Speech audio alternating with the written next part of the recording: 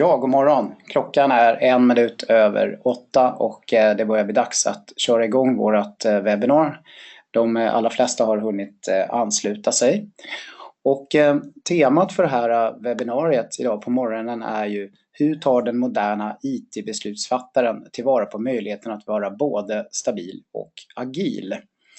Det här är ett väldigt aktuellt ämne och vi ska ju ta oss igenom det här ämnet idag under cirka 50 minuter.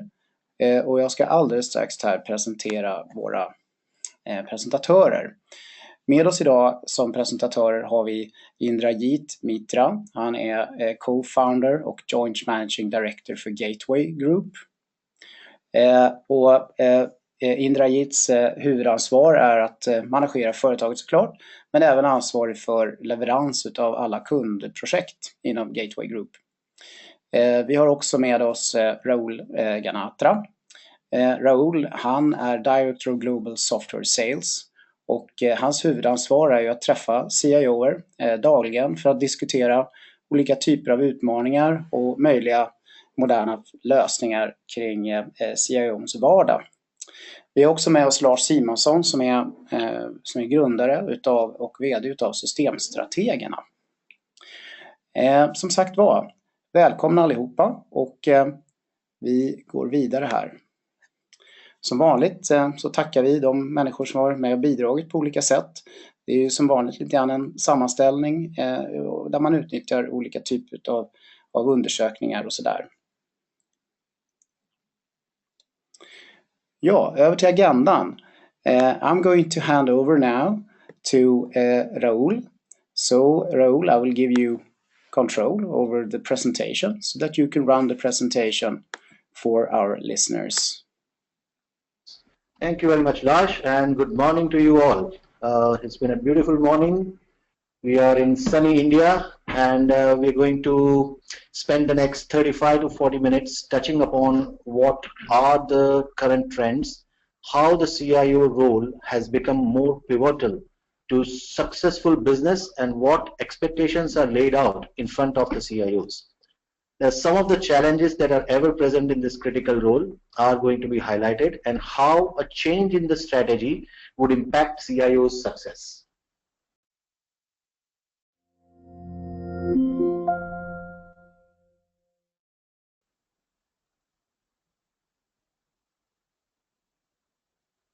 All right, so what we've done is you will see some excerpts from some of the thought leaders into this industry, likes of McKinsey and Gartner and CIO Barometer, and we've taken their views on how they think the role of CIO is changing globally.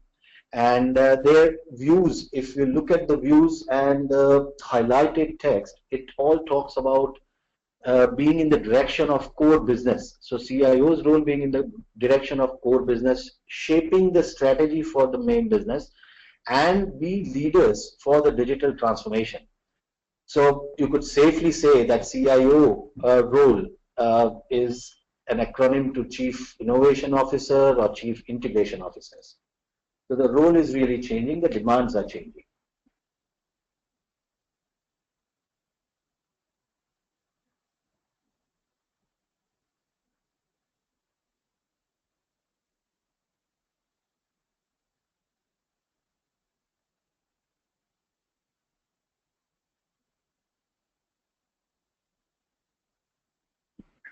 Pardon us, the switching is a little slow. The slide has not yet moved before we shift into the new slide.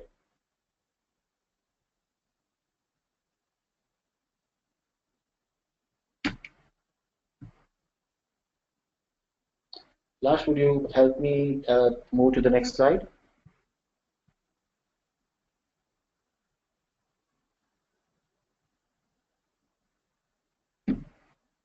Lars, could you take over the control? Yes, that's all right. Sorry about the slight delay, folks.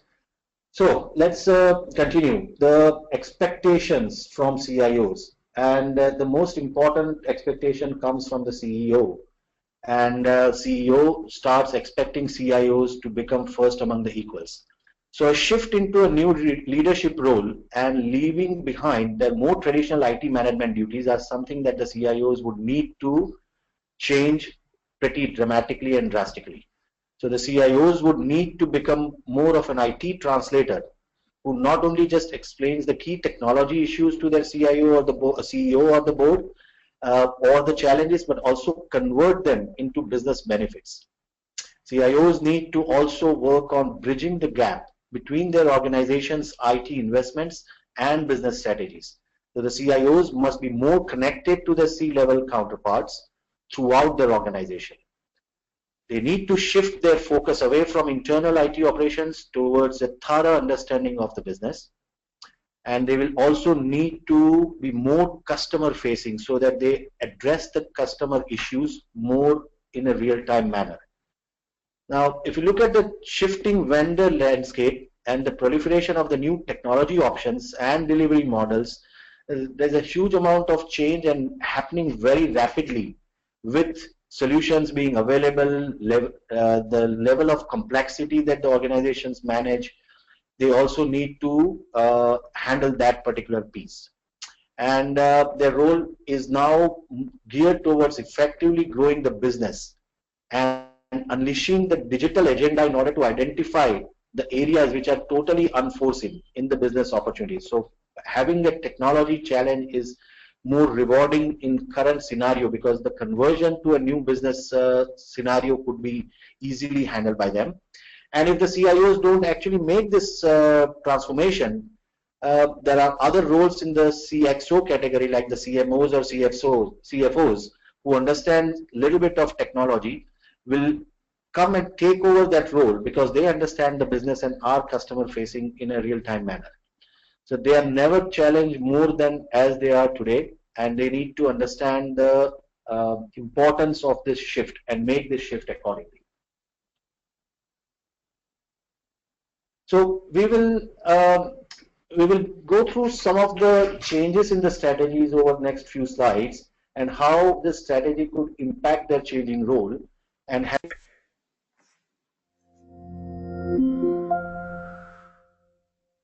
in view, and how the technology trends that are disrupting this strategy on a daily basis.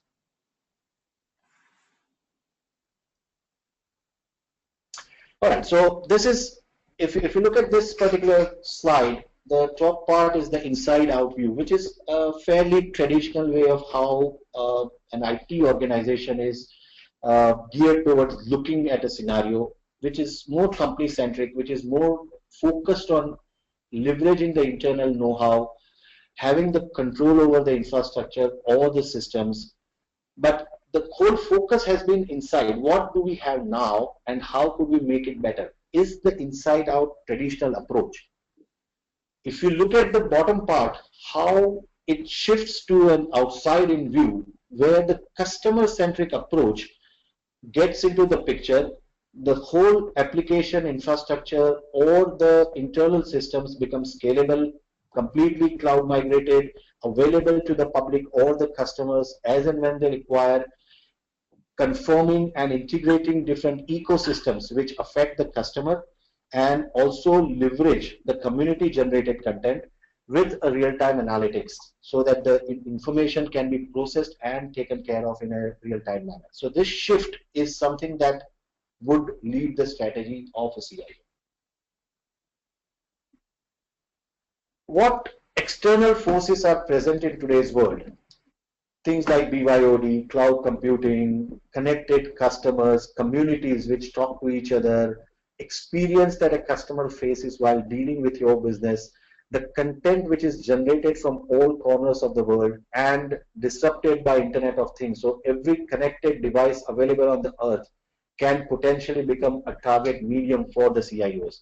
So the challenge the CIOs need to understand while moving to an outside-in approach is these parameters, identity, confirming their identity and the content, and how the mind shift should happen to make sure that the internal systems are secured enough to handle this disruptive technology without affecting the experience that the customer faces in today's world.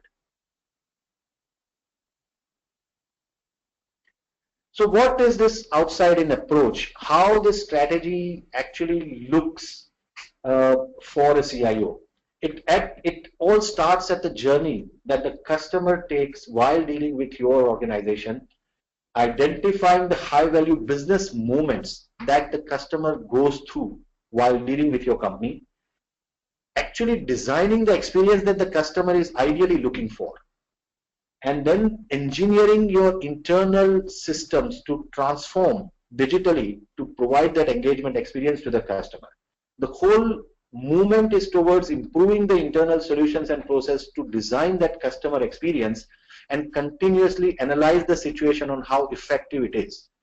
I'll just take a very broad example of Amazon. Amazon, we all know, started off by selling books into the market. And they could have remained an online bookshop where customers would come, buy a book, and then just increase sales in a traditional way. Amazon were one of the early adopters of this outside-in strategy, where they put customers first, they put themselves in customer shoes, and then they started expanding into unknown territories, uncharted territories, leveraging the today's technology or that time advanced technology, disruptive technologies, to move completely into cloud, provide web services for their channel partners, move into areas like Kindle, completely disrupting the online retailing market, and offering products which are not their core business areas, like just selling traditional books. So if you look at the way Amazon has shifted their view, it actually tells us that they had put the customer first, and this is how they have become fairly successful into their business models. What outside-in approach also means to us as a company, and how we also handle this outside-in approach, there is an experience that we wanted to share. And this whole market ecosystem, which is what we also serve our customers with, we understand the importance from the local market conditions, the economy, the customer mindset, what industries we are dealing with. And we always have a partner-centric approach where the partner leads that effective way of understanding these parameters and is able to provide a bridge between the customers and the services which the customers would consume. And the whole understanding of customers or our buyers' persona is provided by our partners, in this case Systemstrategerna, where they provide that bridge between the customers and us, and the whole journey that the customer experiences and the IT solutions or services or the business objectives is completely seamlessly transformed into the solution that they would actually consume. I would invite Lars to share some of his views on how the disruptive innovation, how the disruptive technologies and innovations are playing an important role, and what BiModal IT would do for today's customers. So over to you, Lars. Thanks. Thank you, Rahul. And sometimes you need some more oxygen and you have to shift tank. And that's what this picture is about. But really what's happening out there, as you all are aware of, is that there's a need for speed and a need for innovation. And some of the innovation drivers are actually that, of course, the technology advances. That's one part of it. The customer's needs are changing, and also the laws and regulations. We like to reduce the pressure on our resources, and we have a changing environment. All of those things drives the need for innovation. And that's not new. That's been that way since all times. But what's new actually now is that the competition now comes from new directions. And it's, of course, everything going faster, and the changes are everything moving faster, and the competition comes from new directions. Technology is more accessible, and everybody has a global reach, you and your competitors. So that really drives the change and the need for speed.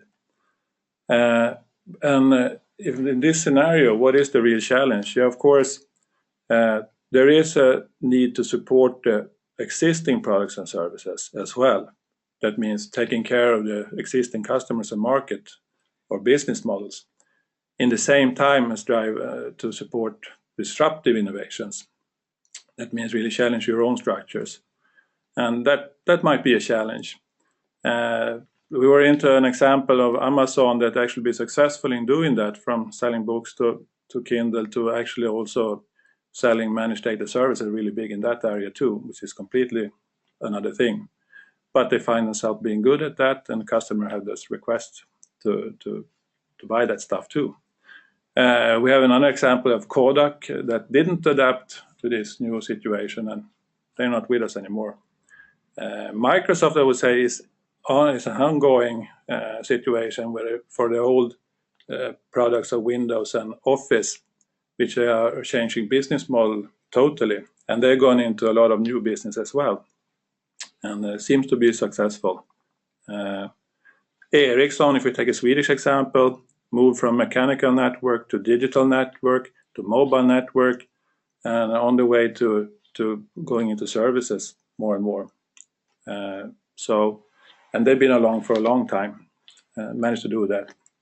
But the difference now is actually that things are moving quite faster. And from a CIO perspective, also the span is increasing. The span of what actually you need to address as a CIO. From the external changes and external communication with customers and partners and whatever is out there, and the internal changes that more typically we are used to address and to handle. And all of that really means that we have to adapt to a connected world, that everybody and everything is connected. And that causes new challenges of balance the data accessibility with security, for one thing. And also to bridge the skill gap, both internal and internal, both users and IT personnel. And that gap is quite big at the moment. And like we were, the main theme, that we have a growing need for agility, both across our own organization and product development. But IT department need to keep up or actually lead that change. And in the same time ensure stability, security, and uptime for the existing system and the existing customers.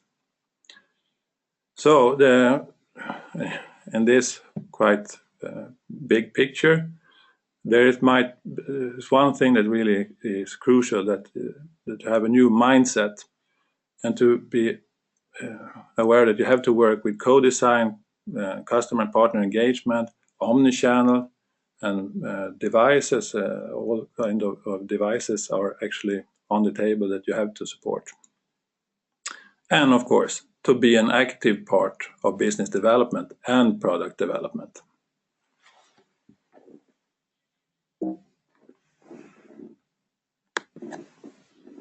There you go. This picture is borrowed from Gartner, I think.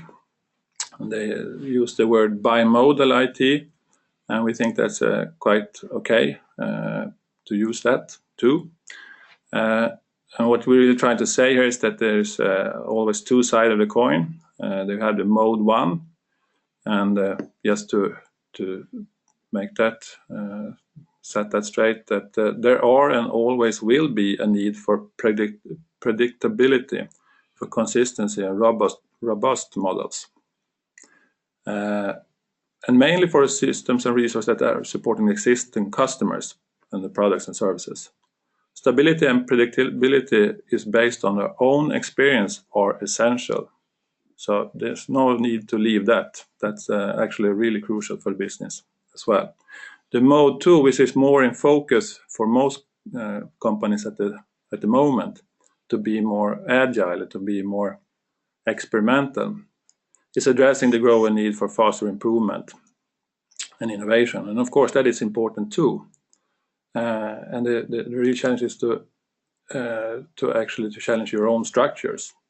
And innovation is per definition uncertain, and it's built on assumption, not experience, and therefore will always be be robust in the first versions. So you have to keep up with both lanes, both mode 1 and mode 2.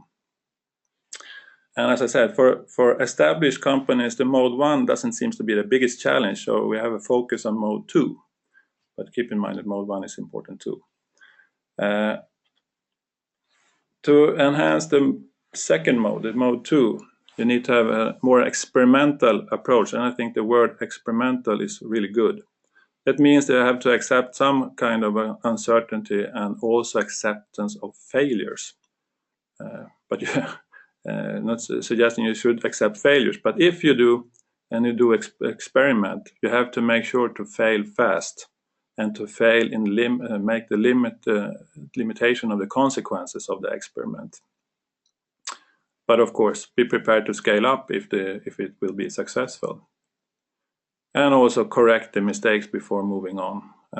As a consultant, I see too many projects starting up again, not learning from earlier mistakes.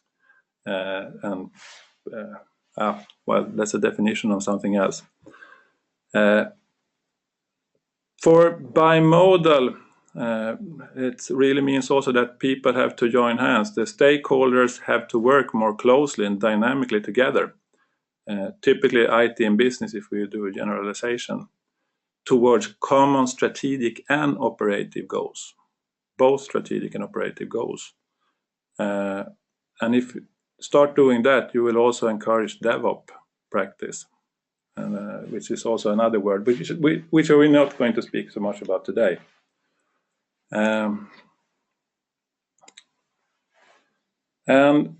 doing BiModal work is actually about, it's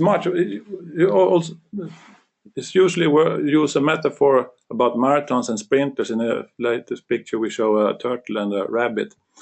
But it's what it's trying to say is to emphasize the difference in phase between when dealing with predictability and innovation in complex structures. And the mode 1 could be defined as a system of records where you have established standard application or legacy homegrown systems that supports core transaction, processing and manage the organizations with critical master data. And the rate of changes are relatively low. And on the other side, you have system of innovations, which have a typical short life cycle, 0 to 12 months. Typically, new applications are built on an ad hoc basis or address new business requirements or opportunities. And in between those, you have this system of differentiation, which have a medium life cycle, 1 to 3 years, need to be reconfigured frequently to accommodate changing business practices and customer requirements. So here's the difference. And there is a journey between mode 2 and mode 1 too, probably, when business become more stable. Then the systems will be that too.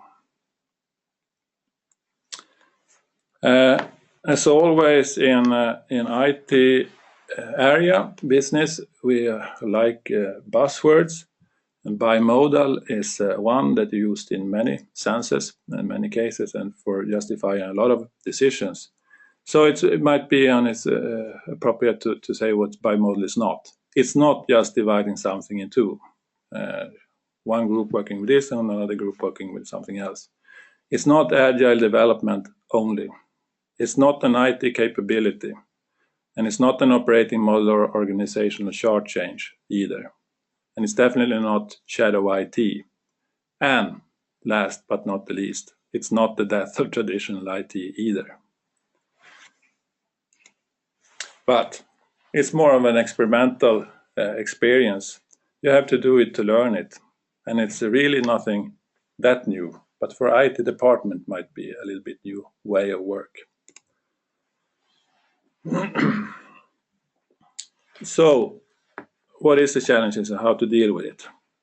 Like always, make sure getting the right people on board and create dedicated teams. That goes most for BiModal mode 2. What we need to handle is uncertainty, and you have to have a survival of the fitness attitude, so to speak, to accept and also to accept evaluation, and that means sharing experience and lessons learned too. And you have to create dedicated teams. That goes without saying too. But if you do that, it's important to have the two modes, to have an open, the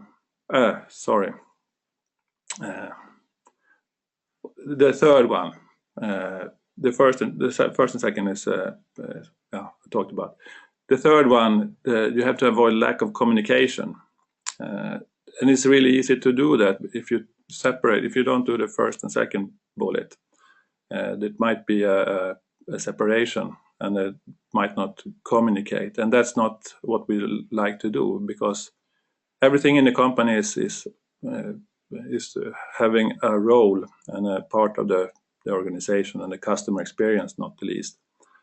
So it's important to have an open and transparent and collaborative style and work together, at least to align priorities between mode 1 and mode 2 work.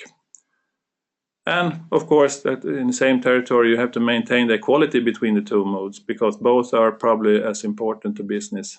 One is as important as the other one. And as a CIO, you need to be extremely careful about this, because I think that's in the IT area, it's very easy to go with the latest thing, and that's always more priority. The fifth bullet is to empower innovation. And that really means that you have to challenge your own structures. And what that means is to actually prepare to kill your darlings. Hard to do. Easy to say, hard to do. And the most important thing, I would say, is to take the business and IT along on the same ride.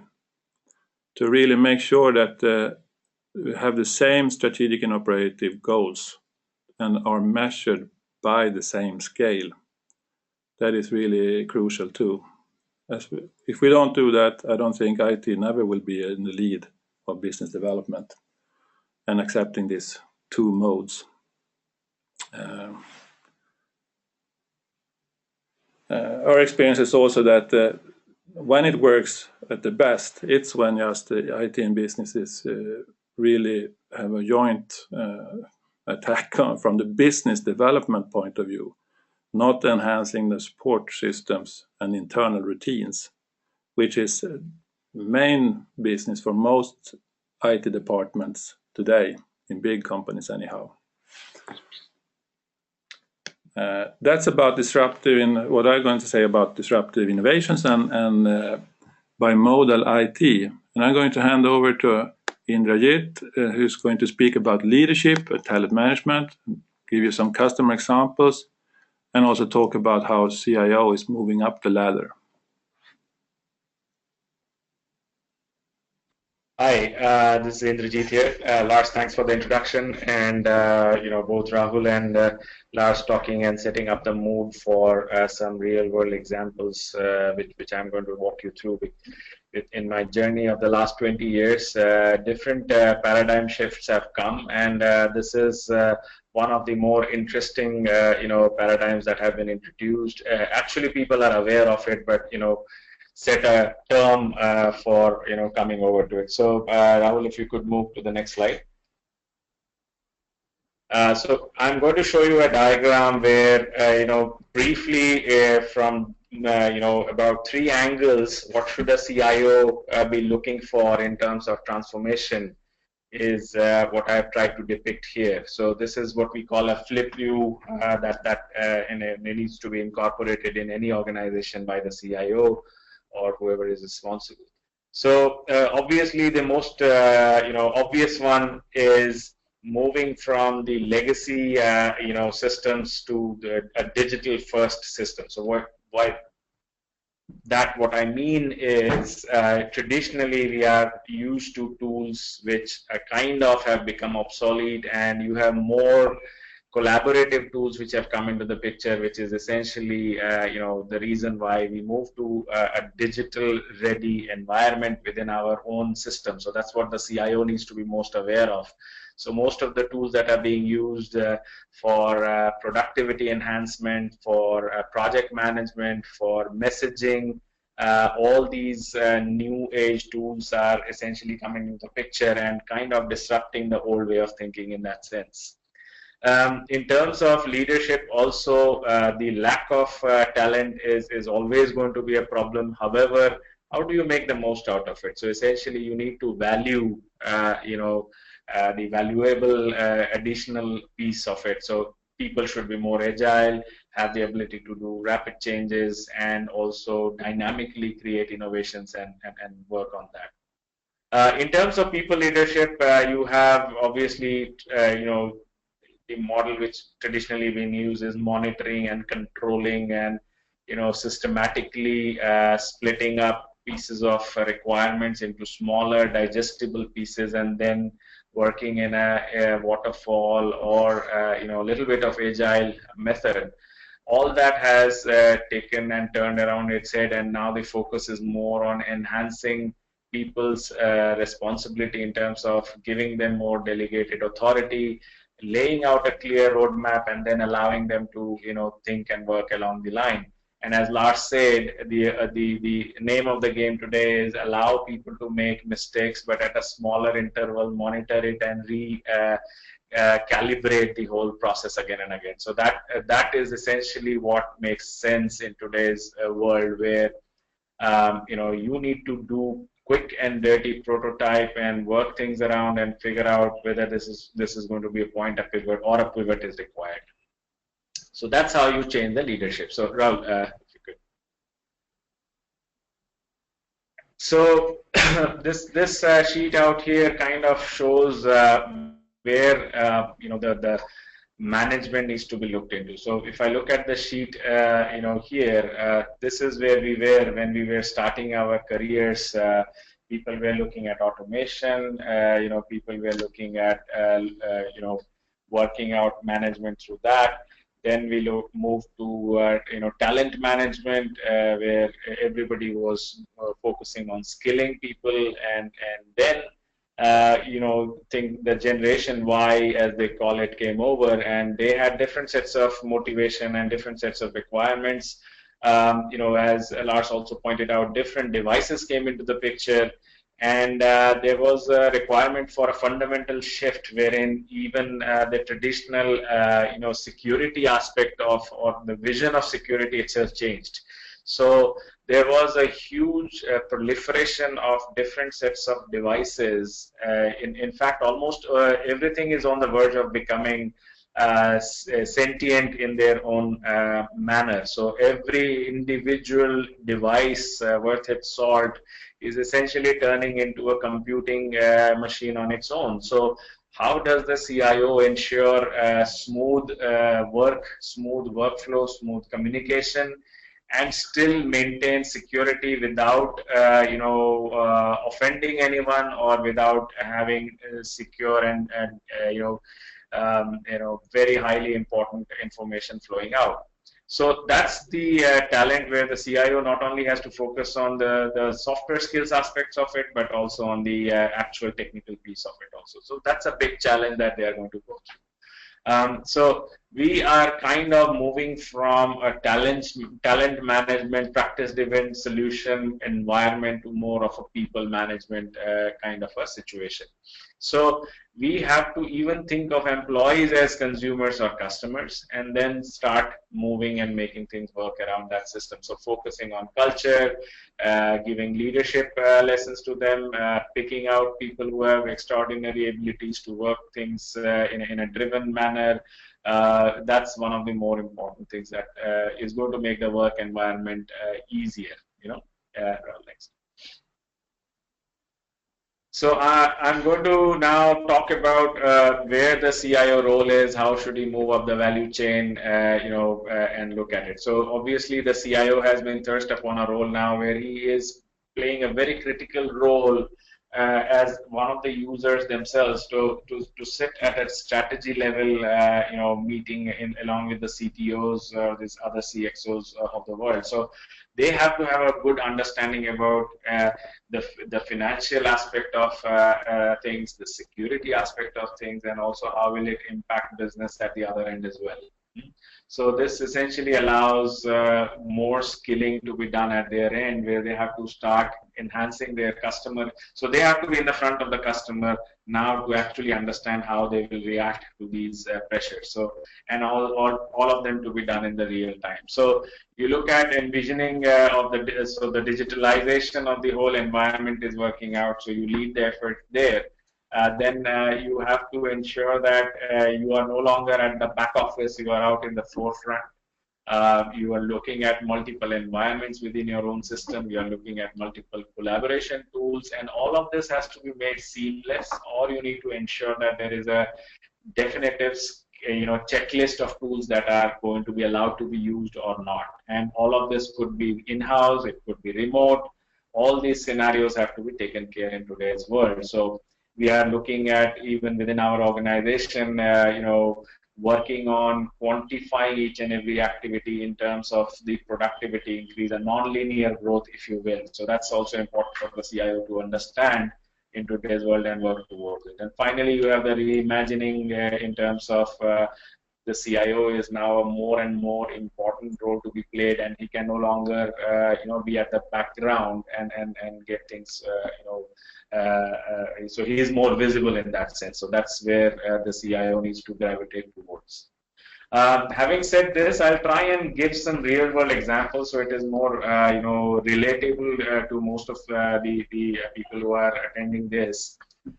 We have traditionally been working with product companies in the last few years and have seen very exciting changes that have happened, and very few organizations have the foresight to move. So most of these product companies that we were working with are kind of anywhere between 20 to 25 years old. And there's this one example which I would like to give where obviously they had a lot of legacy systems and were kind of the pioneers in their own domain of HR, finance, payroll in the Scandinavian countries, out there. And they were clearly seeing the writing on the wall in terms of in the last 5 years or so, they quickly started seeing that most of the enterprise customers were not too happy with the they were obviously happy with the functionality, but they were not happy with lack of features which were incorporating the current needs of theirs. And also, they were not too happy with the recurring costs that were, coming up on a regular basis in terms of the licensing and the maintenance and so on and so forth. So this company needed to quickly move. And they had to work out a quick plan where they had to have somebody who would do the migration, and also they would have somebody who would also work on a new future-proof application development platform. So this was kind of a very radical shift from them. So they quickly made this decision. Luckily, we were in the right place at the right time. And we helped them work on both the aspects, where one of them required a very, very systematic, as you call it, the model one piece of things, where we would understand the existing solutions, maintain it, define the efforts, ensure that the data integrity was there, and support the customer, end customer of this customer where and when possible. And this allowed them to, keep the continuity piece working on. And in what was the master stroke from their end, we also helped them architect the new, framework, which would be future ready over the cloud, talking to multiple devices, keeping the security aspect in place, and drastically cut the, cost structure, which without impacting this company's bottom line beyond a certain point. So this was the model two part of things, and allowed the customer to quickly come to the market with a newer product and slowly phasing out the earlier product. And the great part was they had a bouquet of over 120 products which were kind of legacy. With this one framework, they shortened out the new age product redevelopment piece, because this was done in a reusable format. They cut down the whole roadmap timeline to almost 50% of what it would take. So, so that was the example that perfectly fitted into this kind of presentation that I made. Then we had another American company which kind of also was way smaller than this organization, but it saw the same situation occurring to it, and there also we kind of had this challenge of not only sustaining existing customer base, but also integrating with multiple products and modernizing the product. So there also we used the same tactics and essentially had a team which would maintain the existing process, follow the slow and steady but delivery centric situation taken care of, which would match the SLAs and be proven. And then obviously the other piece was where we would allow and follow agile scrum methodology, frequent deliveries, which would allow us to fine tune the product features and get customers' voice into it in real time and allow this. So it was kind of initially a little chaotic because the same set of team would find it quite difficult to work with both kind of mindset, but with proper training from the CIOs, and it allowed us to sort of bridge both the parts and then work towards it. So this is so far as the in-house examples. I have several other examples, but probably with shortage of time we will not be able to do much. But who has adopted it externally? I mean, obviously, BiModal is not that old a term. It's probably 4 or 5 years or slightly more. So obviously, in any process or any concept, it probably is first adopted by some of the larger setups quickly, and then it takes following ensuing years to make it more mainstream. So some of the examples that we researched and found out, there are several more than what I have displayed. Rahul already explained about Amazon.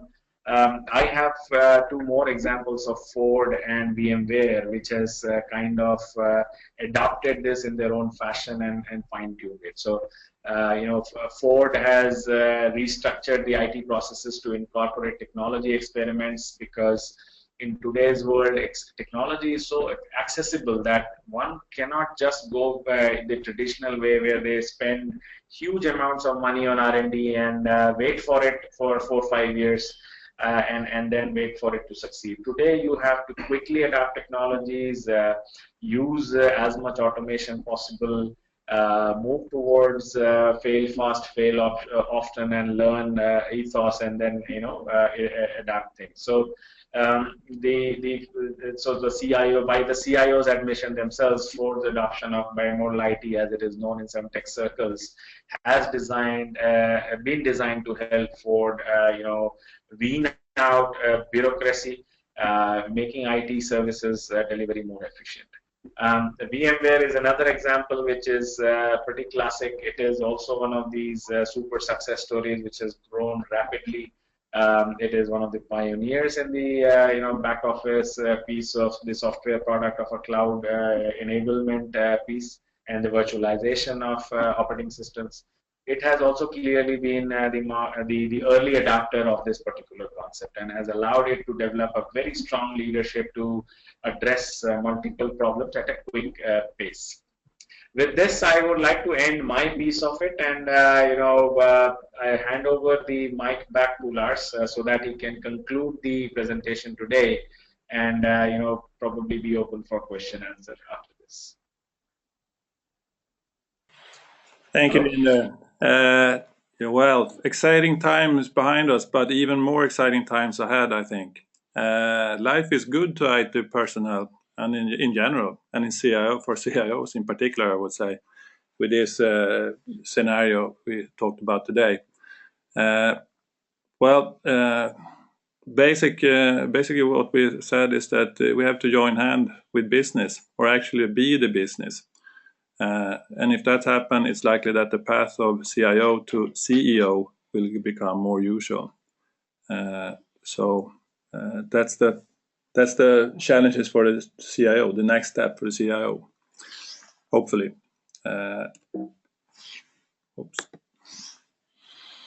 And with that, we finish this presentation, and as we are consultants, we are here to help you.